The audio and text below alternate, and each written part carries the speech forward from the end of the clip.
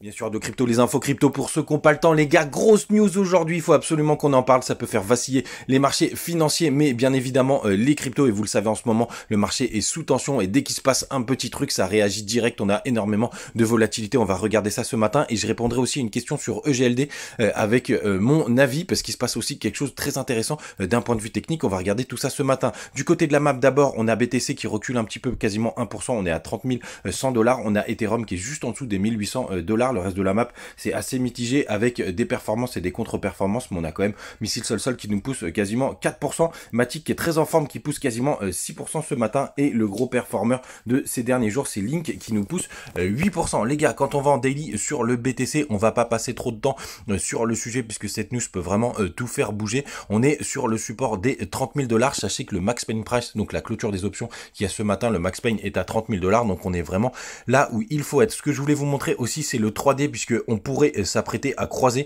juste ici, ce qui pourrait nous faire un petit mouvement haussier et qui est vraiment très intéressant. Donc le joli rebond, on pourrait l'avoir, mais évidemment on s'accroche à la news qui va tomber aujourd'hui, parce que là on pourrait avoir notre petit rallye si jamais ça accompagne le prix. Donc la news tout de suite les gars, on a la porte-parole américaine qui l'a annoncé, il va y avoir la publication des chiffres de l'inflation ce vendredi, et tout simplement si on a réussi à maîtriser l'inflation, en tout cas les Américains, c'est plutôt bullish pour le marché. Si c'est neutre, le marché sera neutre. Si par contre on n'a pas réussi à le maîtriser, ce sera très négatif pour les marchés. Je vous ai partagé sur Twitter un article justement qui parle de ça, c'est en anglais mais avec la traduction automatique vous pourrez la voir, avec la corrélation entre le SP500 et justement les chiffres de l'inflation, donc le CPI report.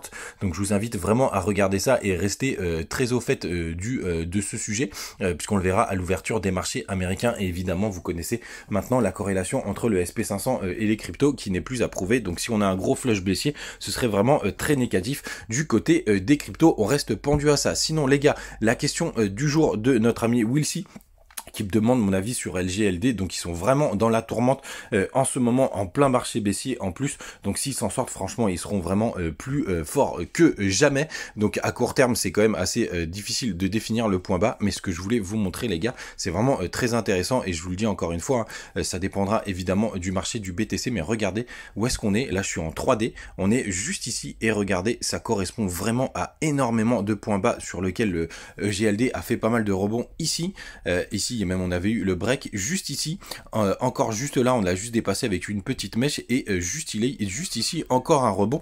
Donc c'est vraiment, on est vraiment sur des zones très intéressantes où GLD pourrait avoir un rebond les gars, mais évidemment il restera pendu au marché financier, mais aussi au marché crypto et au BTC, vous le savez. Mais en tout cas c'est vraiment que c'est une zone très intéressante sur lequel le cours avait pas mal réagi. Faites attention à vous, on reste aware, on regarde l'ouverture des marchés américains derrière aussi avec la publication donc des CPI. Passez une très très bonne journée les gars, et à demain.